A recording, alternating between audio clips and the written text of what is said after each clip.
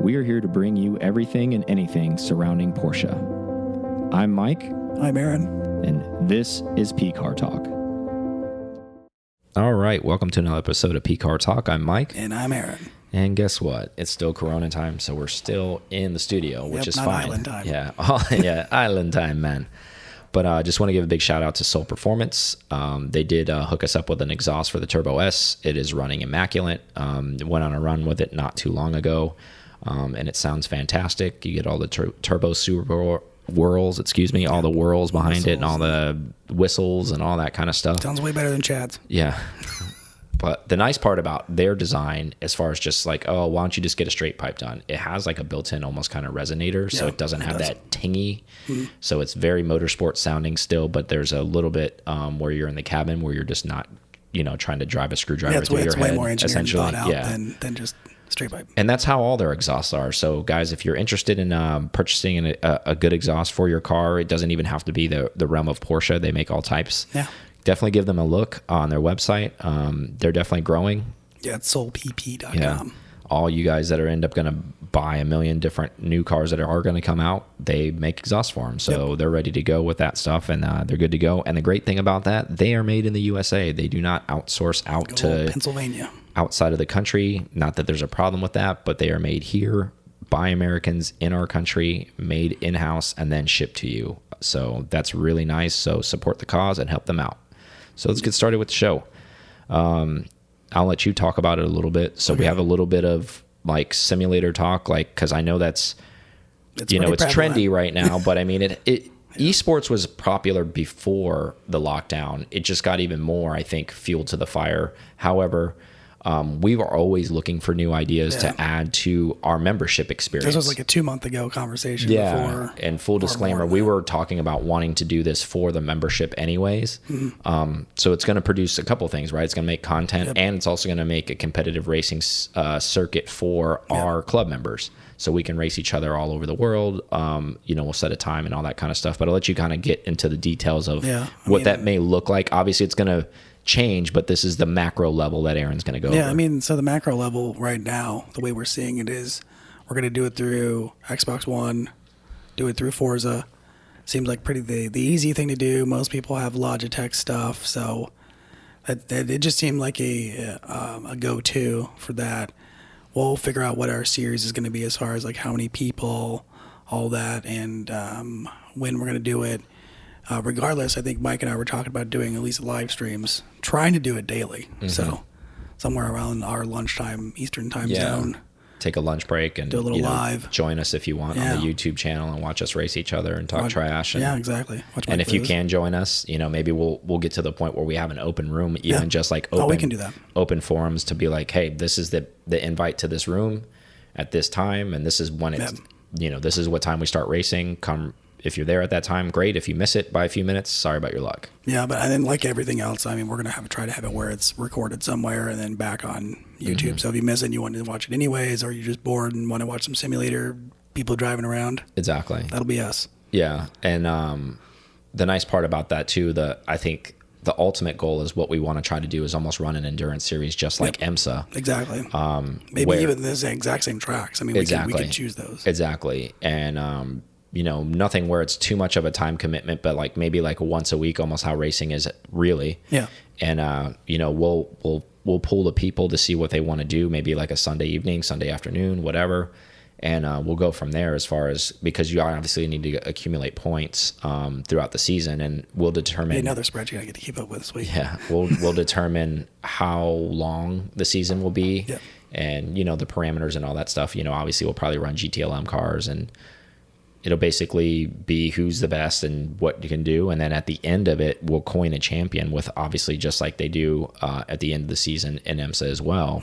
And I think the goal behind that, don't quote us on it, but maybe like some type of trophy and cash award for number one, and then maybe just a trophy for 2 and 3, something like that. That's the plan. Something to that effect. It's just another way, one, you can have our attention and get to know us a little bit better in a different manner. Exactly. That's one thing. And also it's to build camaraderie within the club as well. So other club members that don't know each other, that maybe are on a different side of the coast or even different side of the world that we have, we have a couple of them that are spread out all over the place, New Zealand, England, wherever. we can get to know each other through the means of racing together, without actually having to be present. So Yeah. that's Building the community. Yeah, that's kind of the, like we've talked about from the very, very beginning when we started this thing almost over a year ago, where we're, the membership of trying to like unify all of the Porsche people all over the world globally, excuse me, regardless if you drive a 356, regardless if you drive a 911, regardless if you drive a Boxster or a Cayman or a Cayenne or whatever. If you're into Porsche, you're into racing. And even if you don't drive one of those things, you can still be a club member and race with us if you have a race simulator. And then you can win money to maybe work your way towards a Porsche or some of that other stuff. So as that grows, I, again, anticipate, hopefully, if there's a good response behind that as well, the cash money will grow as well, like meaning like the pop money for the winner. So if we have a big season and there's a lot of people racing, well, then guess what? That's just going to make more money, for the prize winner at the end. So yeah, it's another way to give back, community, all those things. Exactly. And I mean, it might get to the level where we have to make people qualify to even get into the race, because there might be too many. There might be too many. Yeah. Almost kind of like how F1 does it. You have to qualify, and these are the qualifying times to race that race. And if you can't run that track at that time, then you don't race in that race. And maybe that's what, obviously we're talking way far ahead, but we might have to get to that point. But at first, obviously, I assume we're going to take all comers, obviously. Yeah, it's going to be small. Can't have like 100 cars at Road Atlanta racing at the same time. Like, doesn't really make a lot of sense. Craziness. But anyways, so that's we're on the works for that right now. And so much so on the works, we're going to be building my actual simulator. Aaron's going to help with that. That'll be on YouTube so you guys can watch, and then there'll also be links in the description once that video comes out, so you can actually purchase the exact set that I purchased, because it's on Amazon and Aaron built that. So you can just actually click on all that stuff. It's already cookie cutter set up, so when that video comes out, you can watch that and then follow those links, and it'll send you to Amazon and you can buy the stuff, and then you guys can join us. So hope you guys do. We're excited for that, because I think it's going to be a fun dynamic. I think it'll be cool. For people to get, talk trash to each other, also have some fun, and to add some competitiveness among people. Put your money where your mouth is. Shut the hell up. Oh, you think you can drive? Okay, cool. Let's go. Let's see what you got. And Aaron and I could be at the back of the pack. We can be at the front of the pack. Yeah, but I'm sure there's a lot more people that have simulators that have had them long before us that are probably chomping at the bit to tear us apart. 100%. So. And it's not about us. It's about the community. It's about everybody getting together. I know there's going to be a lot of hot shoes and I'm definitely not going to be one of them. I'm way behind already, because I don't do simulation racing. Yep. So there's going to be a curve right there that goes along with it. And it'll spill over to the podcast a little bit too, because we'll talk about our experiences and how fun it is and things that we're learning. So it's also kind of cool because we're learning different dynamics, and it's a great opportunity if you've never considered it as well. To another way to go racing at your home, especially if you're a family man or a family woman, you're trapped at home, and if you wreck the car, it doesn't really cost you anything, as opposed to being on the real track and the consumables and all that kind of stuff. So it is a great alternative to actually really getting out there.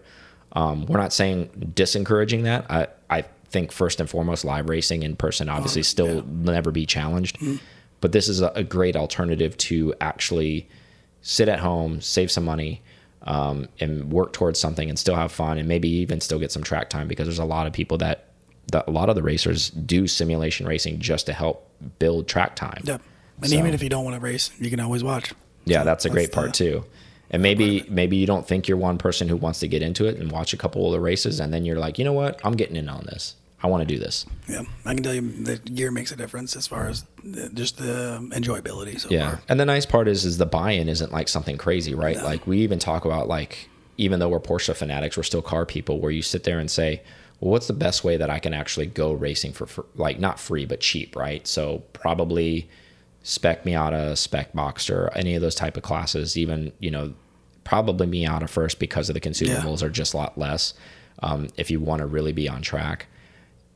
In person, that's the way to do it. But even that way, you can still get a lot of knowledge sitting behind a simulator. And the nice part is you're driving a car that you may never even get to drive. You can go get in a 917 on the simulator. You can go get on these things. And if you get really into it, like some of these guys are, some of the actual equipment that you're using makes it feel like you're really in a 917. Like you're getting a very, very close feel. I mean, barring actually being in the car, that's the closest you're going to get to the way it feels.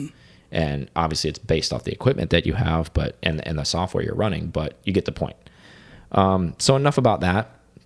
Moving on. We've talked about it before with the F1 engine kind of like sitting in a stalemate, wondering what's going to happen. If you haven't heard it on the other podcast, you should hear it. But so officially, the 918 concept patented pictures have come out. So they've applied for the patent with these photos and the artist renderings of them. So if they're making a claim for patent stuff on it, I think we can kind of start filling in the dead spaces of what's going to happen here, right? Maybe. I mean, I think that if they're going to do another 918, I mean, aren't they going to follow suit with a hybrid? Do you think that I mean, and well, like we said before, specifically said in the they're only calling this a 918 concept. It says it's being a 917 successor. Oh, okay. So I didn't see that. Yeah. So I don't think you're wrong, but I disagree with you in the sense of like, this is a successor to the actual 918 hybrid. Okay. I think this is the 918 concept and it says a 917 successor. So then that almost solidifies that the hypercar series, that's probably what they're going to be bringing. Whenever it happens, yeah. So, and it would make sense because I haven't looked at the FIA rules on it as far as what your displacement is allowed to be because that's all written out. And I don't actually know if that's all out yet either because I haven't done that research, total transparency. But I would imagine it's already out there because there's manufacturers committing to it. So I wouldn't imagine them committing to it if they didn't know what the basics were. Yeah, if they didn't know what they were committing to. Yeah, if they're like, okay, you're, the highest displacement for an NA motor is 6 liters, or you're allowed to run a twin turbo on a 4 liter, or whatever, because there's all these wacky rules, and and it has to be under so many certain horsepower or whatever. It has to land inside this. All these FIA rules are out there.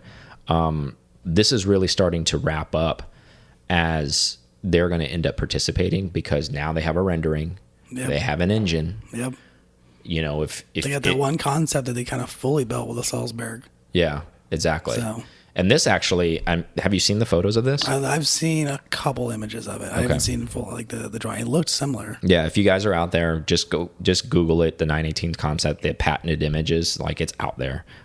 It looks really, really awesome. It looks super motorsporty. And I think it's going to look a lot like this because obviously this is probably going to be a race car first, and maybe they'll sell some for. Oh man, if it's a street car, that'd be. Well, they will probably sell a few for homologation purposes, right? It'd be cool just to see them driving around. And they may or they may not because I don't know if it'll ever see the street, but I don't imagine them not selling a street version. They've done all these club sport series. Maybe it'll be another club sport. Yeah, but I don't know. Like something at this level, I don't think it's going to be a club sport. I think it's going to be like a hypercar. Yeah. And I think. But they never did a. I mean, they did a 918, but they never did the RSR. Remember, they had that prototype for that, or they have it. Yeah, they did. They never really. But there wasn't a series for it either. Yeah, that's true. This is almost a series being made by IMSA to have people make a car to race in a series. So, and also I don't know what the rules are behind that either, because if it's the hypercar like entry fee on that, do you have to homologate that car? Because in the prototype area, it's a prototype. So obviously you're not going to homologate that. Yeah. So it's like kind of free open. You can do whatever you want. You can test things. You can run a hybrid system. You can run whatever you want to run. That's the whole concept behind it. But with this, I don't know if the rules behind it are, if it's going to be standard, almost kind of like GTLM, where you have to homologate the car. Be back in the 70s again. Which would be sick. Yeah.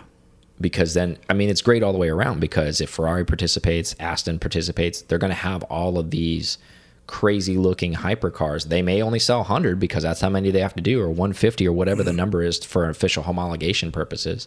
Almost kind of like the 917. Remember the old video? If you guys haven't seen it, it's on YouTube. It's a really interesting story. You know, they call them the secretary cars. Yep. There's a photo of them all lined up, ready to get inspected to let them allowed to race the 917 basically for that calendar year that's coming into the season. But in order to do that, you have to have proof that you have built all the cars that are homologated, and they're called the secretary cars because they had everyone in the entire plant helping assemble these cars all the way down to the secretaries. Yep. And nothing really shows this better than if you've ever been to the Revs Institute and see those cars. You can see the brush strokes. Yeah, exactly. With the paint. And the crazy thought about that, again, they built them to homologate. And obviously it's kind of funny because they didn't have all of the race stuff. And if you really get into the weeds, and I don't want to spoil the whole thing for you, there's some Easter eggs in there about the cars where a lot of them weren't even, they looked the part, but they definitely were not the part. Yeah. And they were just there so they could go racing with the 917. Unfortunately, or fortunately, for us nowadays, they can't do that. So the nice part is those cars are all going to be spec'd the way they should be spec'd because, you know, things slide the way they used to back then. Leniency. Like everything nowadays is going to be under a microscope. So the beneficiaries are going to be the very wealthy people and the chosen few that are going to get to buy these cars. But us as fans and things like that, we're going to get to see these things, which is, you know, not as good as owning them, but I think it's going to be pretty cool. What do you think it's going to do to the values of the other original 917s? Do you think it's going to make them go even more higher than they are for resale? Or yeah, I think anything. I think those kind of cars are always going to be iconic. I think the impact of the new one coming isn't going to do anything on that. I don't think it's going to shift it 1 or 2 SD up or down at all. I think it's going to have zero bearing on it. I think it really just depends on how many they make. I think they'll probably just make as many as they need to make for racing, and that's it. If they were smart, because you think about it, if this really is an F1 engine derived engine, you can't make how they're making GT3s. You can't make 2,500 of these. You can't make 1,000 of these. I mean, you're even probably stretching when you make 100 or 150 of these. And then to keep them on the streets. Yeah, exactly. But I mean, again, hours. As we know, unfortunately, even being Porsche fans, cars that are that special, probably off the bat, 50% of them are going to get locked into some collection that you'll never ever see again. All these big sultans and oil tycoons and all these, you know, these people. We know a guy that he'll have one. All these people of industry where you'll unfortunately never see them. Yeah. And then you'll see maybe 20% of the inventory that gets paraded around if you go to one of these Concours events. Luckily there'll be racing, so we'll at least get to see the race car. Yeah, you'll get the race spec of it, but you'll never really see the street spec. I mean, there'll be a couple. You'll see 1 or 2. You're like, oh my God, you know, like anything. Yeah. When something's new, maybe you go to like Amelia Island or you go to Monterey or something, you'll see the one that's on display for that event. And you'll be like, okay, that's what it looks like in person. But I think they'll be so, and not just from a Porsche standpoint, everybody who's participating in that race, all of their homologated cars, it'll be that way. It'll be the wave of that again. I mean, I can imagine even when the 917, some of those were street legal that people maybe bought. When you lived in that time frame in the 60s when those came out, how many people saw those things? So crazy. Nobody saw that on the road either. So I mean, it's the same thing. It's even though we're, you know, you'd had to live near a racetrack. You'd had to be Nürburgring, Spa, somewhere in exactly. Germany, even though that was 50 years ago, we're going to be under the same thing. That's gonna be so cool. Like when I was at Goodwood and I saw the 917, the one of the ones that was the only one it was road legal. It was there, and it's just by the count nuts to think about that. But anyways, I mean, the thought behind that is, I mean, do you agree or disagree with that whole? I mean, it lines up. I don't know why they would concept something that says 917 and not be a race car.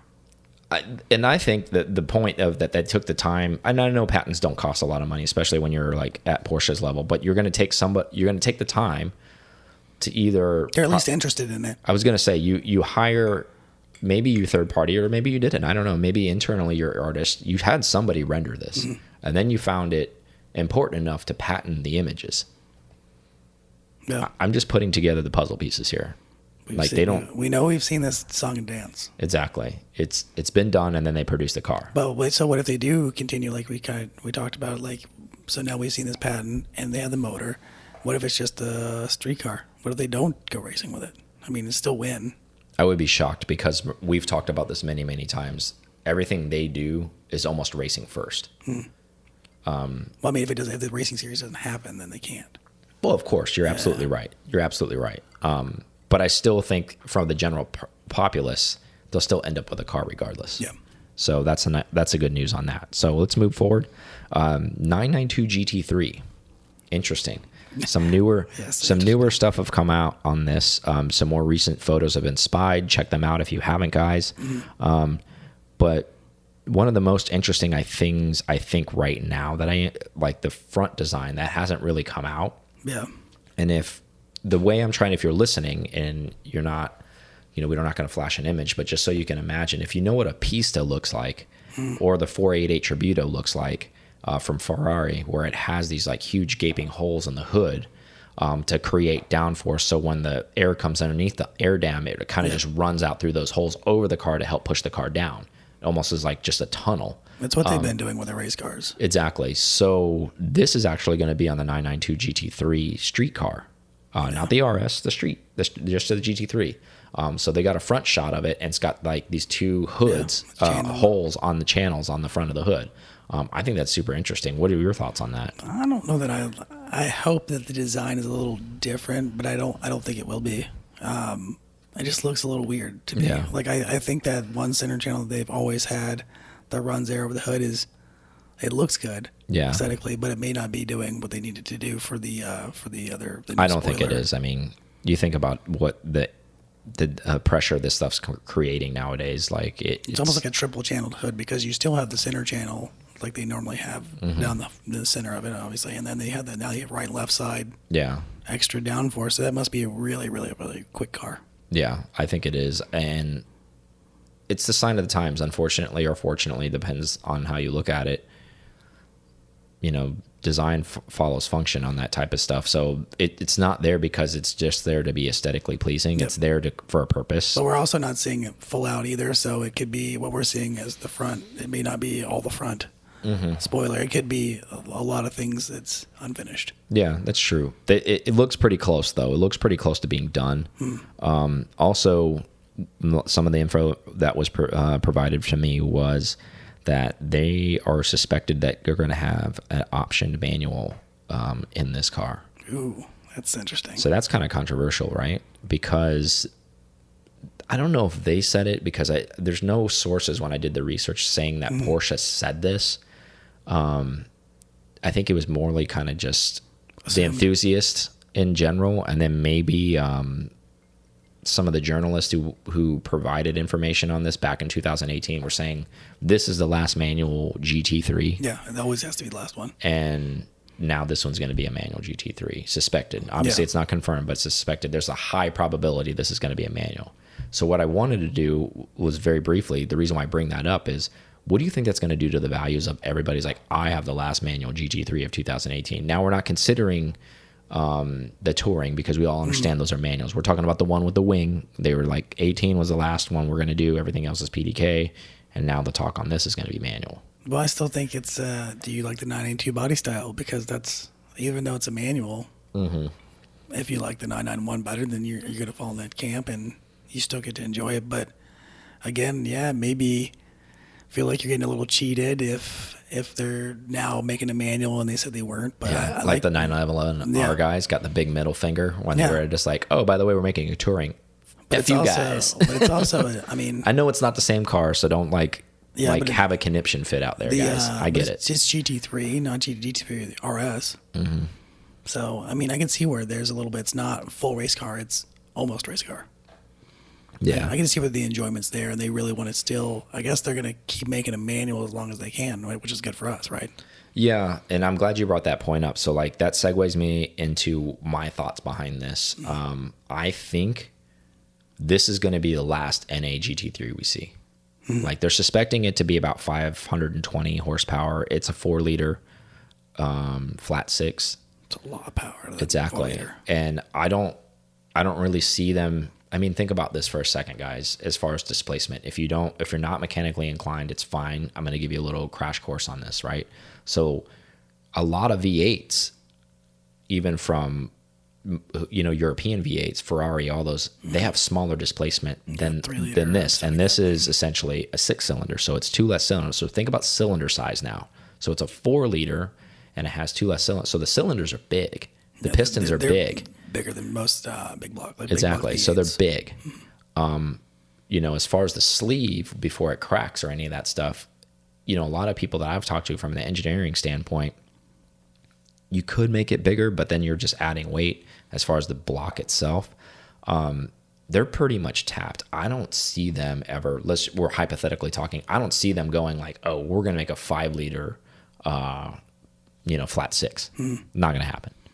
Well, I think that's proof because when they switched to turbos across the 911 line. Yeah. So where I'm going with this is I believe, now this is me calling it now, but I do believe this 992 GT3, I don't know if they'll make a .2 also in a manual, but I'm just saying this gen, whether it's .1 or .2, once they go to another, whatever they're going to call it, because they can't call it 993, whatever they end up calling it, 994 or whatever weird number they come up with, I believe this will be the last naturally aspirated, potentially mated to an actual manual gearbox in our forever. To the never again type it in the GT3. So anybody who's thinking about an allocation, or, and I'm not saying based off of I have inside knowledge, but I really, with all of the stuff that's been provided to us and seeing how Porsche's going as far as electrification, as far as like, the EPA has gone with everything, like this legitimately, when you start stacking up all of the bullet points that where we're going as far as the times and the modernization of everything that we're going to, this thing it's coming out is probably the last of the last. Yeah, like it really is. And, from Porsche as a standpoint as a whole, we've talked about this in many, many other podcasts. Again, just to remind everybody, the nice part about this is going to be naturally aspirated. This is the only 911 in Porsche's lineup currently that is naturally aspirated. Yeah, that's a good point. Yeah. That's it. And then if they're going to throw a manual at it, I mean, will it be a modern classic? Possibly. I mean, it's manual. How much of it they really throw people in their heads if they made a GT3 RS, for instance, it's the last run, and they see that in a manual? Oh my God, game over, right? Like, people will be paying like a 150% markup probably on them. Just because. Yeah, just because they know. And if you guys see that and you have the means, you better make the run on that, because basically Porsche's telegraphing you and not saying it directly. It's indirectly saying like, hey guys, this is it. After this, everything else is going to be hybrid. Everything else is going to be PDK. Everything else is going to be, that's it. This is it. We're going out on top for the naturally aspirated. Grab them while you can, essentially. And I think that's what's going to happen with this. I think it looks kind of cool. The Swan Leg's kind of growing on me. I think that front hood looks like a Mustang. Like that. It's so much. I couldn't unsee that. Goddamn Mustang. It's just the double scoops. And I understand the downforce that it needs, and then it probably helps it so much more. With now having the gooseneck, they have to do something else. They can't have so much downforce in the rear and then give up so much in the front. Of course not. Of course not. I agree with you on that standpoint, but I disagree that it looks like a Mustang. So, well, I mean, not just like just the scoop. I don't know. I think it's just a trend design. I think it looked cool if they did it exactly how they do it for the race car, where it's a little bit more, I don't know, up. You can see it on or like the foam figure, like it's further up the hood. Yeah. So it doesn't look as unnatural. Maybe it will be moved up. Maybe. I know what you're saying, because it's at the base, right? Like at the base of the hood, where it dips off on the body lines, where it dives into the bumper, where it looks like it's like, what the hell is that? Yeah, it's like you bought one of those like Acura Integra hoods. You know, I'm talking about the old ones, exactly. And it's like super deep in there. Yeah, it's not doing anything. But the reason why it's probably done that, I mean, obviously this car is designed differently. The dimensions are different. Porsche's obviously very precision what they're doing. So it probably is there for a reason, So, well, anyways, that's enough with that. Let's take a quick break, and then let's circle back. And then we have a couple things to talk about as far as race cars, and then what Porsche's doing to help COVID. Thank you guys listening to Pcar Talk so much. We appreciate you guys so much. I can't say that enough. Check us out on YouTube. We release videos on Mondays, Thursdays, and Fridays. Help support the channel. Everything we're doing is trying to bring the community closer together. We definitely appreciate that. Also, when you go onto YouTube, if you could subscribe, maybe pass it along, make a comment. We really appreciate that. Again, circling back to pcartalk.com. There is a newsletter created on there. Please put your information in there. That way we can keep you up to date on anything that's coming forward and anything that we're going to be doing moving forward, and all the exciting things that are coming out. Now back to the show. All right, we're back from break. Let's go over this, get into it. Porsche to auction off the very last 991 a Speedster. Oh, okay. For the charity of, the money going raised to COVID. Thoughts on this as far as Porsche trying to get involved, help the world cause, like they're a donate big to organization. They have to respond in some way. And I mean, what better way to do it than a Speedster? Yeah, it's kind of a smart move, right? Instead of just like donating money that you already have, they're like, okay, we have something, like why not try to raise some money and let somebody have something special? I think I don't want to call it detriment because that's not the right vernacular behind it, but this being 1948, because that's the number that this car is, because it's the last one, because that's what they made. I wonder if, I don't want to say it's going to bite him in the butt, but this car was probably living in the museum because of what it was, as far as the number was. Maybe.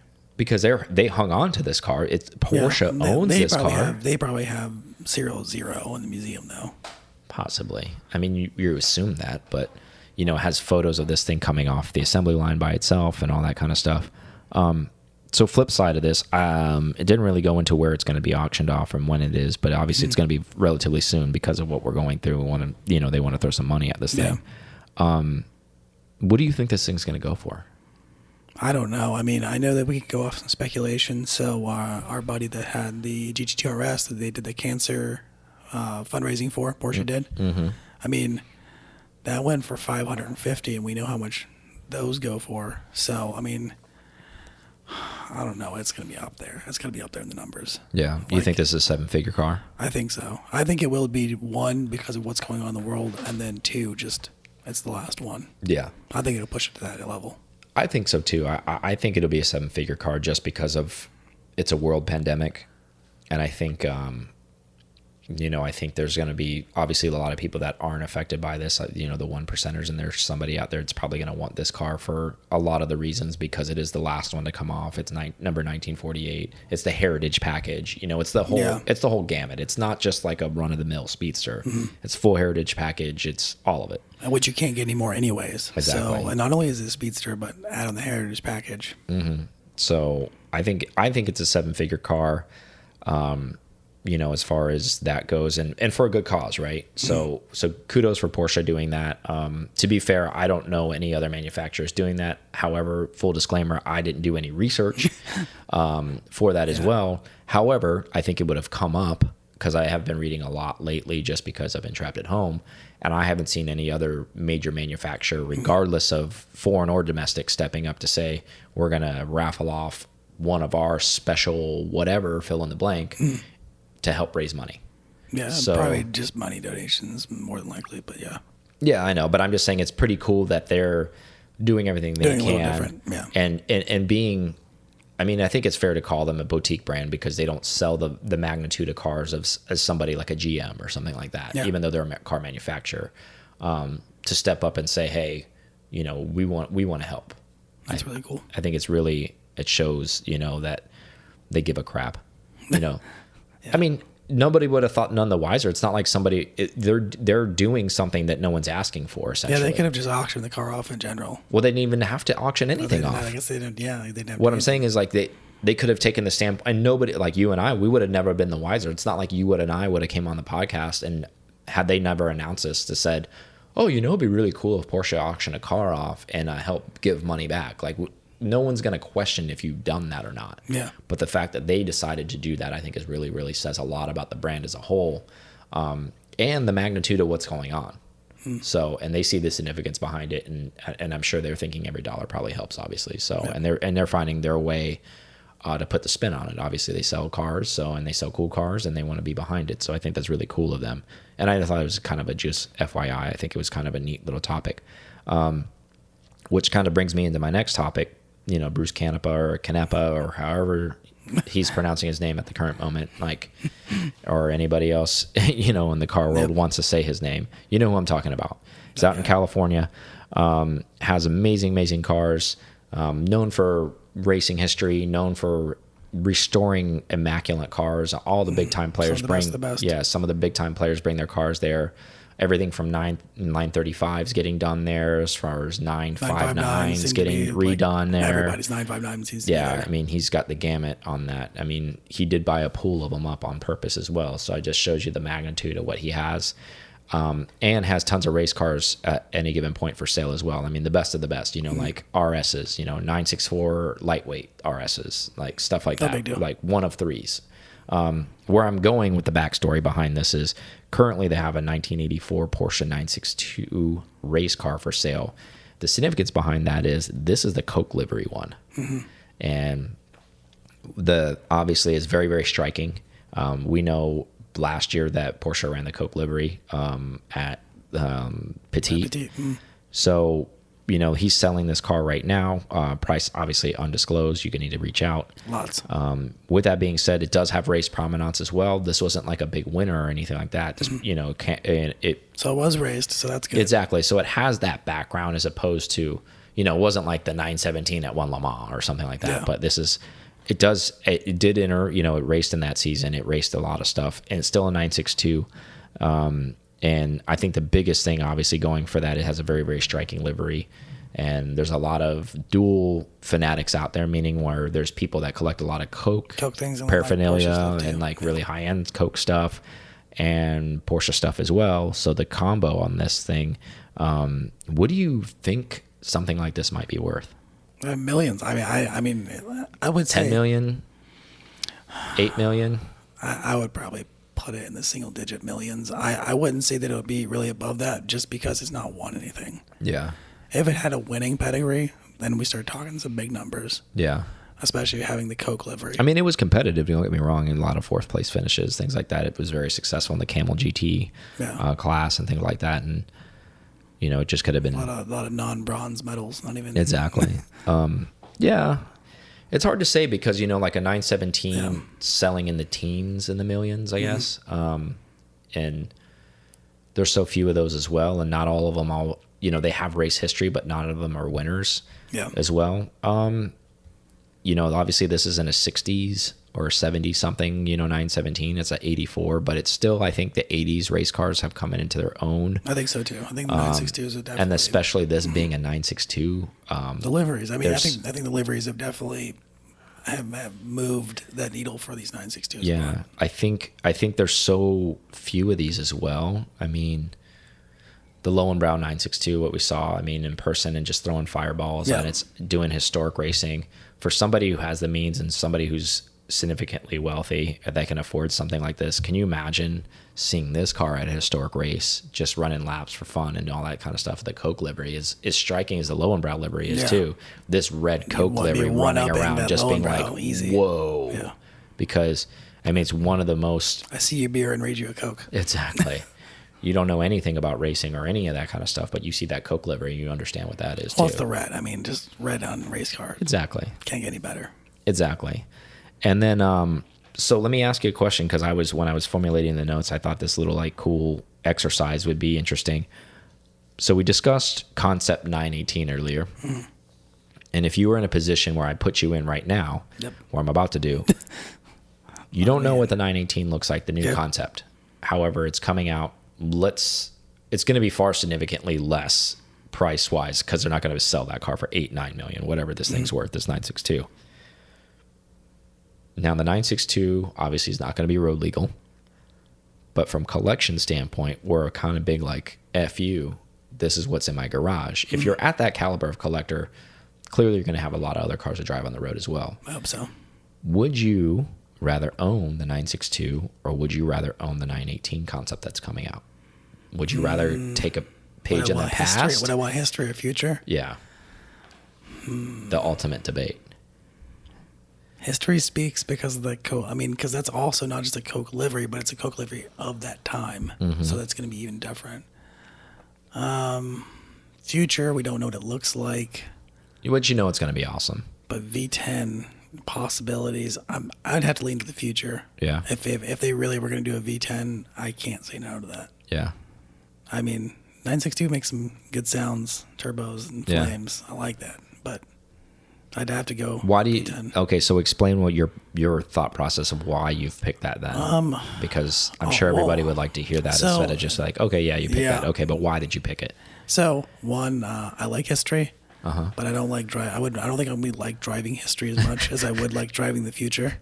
You like looking at history. You don't like experiencing history. I'm not looking for AC seats, but I would like. I just think like long term. I'm not looking for a tube chassis that I can die in. Exactly. A little bit of safety there. It's probably going to be quicker anyways, the newer thing. The looks, I'd just be probably more interested in that somebody probably has a 962 other than me. The concept, they probably don't. Yeah. At least for the meantime. Well, I think the new ones, they're going to sell more of them, but so I kind of disagree with you on that. But here's the thing, like my theory, I'm taking the old car all the way around because it's a one of one. And meaning not just because it's a 962, because it's a Coke livery 962. And whatever livery you end up getting 962, like the Lowenbrow, that's a one of one. Granted, there's other 962s out there, but it's the only one that ran that livery. And I feel like even if they make 100 of these new cars, which will soon lose the concept name when it goes to production, there'll still be more of those. Granted, you can PTS them down. You can get something other color. Maybe it's a 101 and Signal. Yeah, Viper green or something like that or whatever. But I still think that the cool factor that this has, being race history, being vintage, also being manual. Good point. I didn't even think about that point. Granted, you can't drive it on the street. But again, if you're in this category to be able to afford this car, you have street cars to drive. You don't need to flex on people with this because you're flexing on people with other stuff. I think the flex is when you come over to have a bourbon and I open up the garage and you see the 962 in there among the other stuff that's in there. You're like, damn. And you're like, yeah, that's right. Damn is right. Yep. You're like, oh, that's cute. You were on the list for the 918 new concept. Well, I've got a 962 Coke livery that actually raced in 84. Yeah. You want to hear it start and throw a flame? Wow. Yep. And so that's why I picked that car. And I think it's interesting that I think he's had this car for a little while, but it's up for sale now officially. I don't think it's going to auction. There wasn't a lot of info regarding that. It's just in his inventory for sale. But I think it is a very, very special car, and hopefully somebody in the world that maybe we can reach out to that doesn't know this is for sale and it can afford it. If you end up buying it, just holler at us and say, hey, I bought that car or whatever. And we'll be in for a review. Yeah. Good for you. Pretty badass, but that's my theory behind that. Do you have anything else before we thank the listeners and the club members and all that other stuff? I think we covered a lot. Yeah. Okay. So just wanted to do a quick shout out before we close out. Want to thank everybody who's listening. We definitely appreciate it. You guys stay safe out there. We love the support. Continue to come through. I want to thank everybody who has actually took the time to go subscribe to the YouTube channel because there was a little bit of a bump there. Yeah, they'd move. We had like maybe one person do a review on iTunes. So kind of dropped the ball on that one, you guys out there. But I don't even know if it was directly from us. Probably speaking not. About it. I think it was before. Probably not. It was just random. But if you have it and you're listening on iTunes, please take the time to go on there. There's hundreds and hundreds of people that are listening and thousands, and we have 90 reviews maybe. So, so give it a shout if you're enjoying the show. Also want to thank everyone who has stepped up and become a club member. We have a couple recent ones that have come through. Yep. Thank you guys so much. And again, there's always more stuff coming. We're always developing and we always try to give stuff back. We're always working on stuff for you guys. A little bit of secret sauce behind that is we're working with people behind the scenes to try to get you guys a group discount on multiple products from more stuff. So that's just kind of what's going on. Everybody who's a current member is obviously going to get those discounts as well. There's also a current discount code out there for Soul Performance products. Aaron, have you sent that out yet, or are you going to soon? I haven't sent it out. Okay. Aaron's going to get that out to you guys. And that way you can get some Soul Performance products.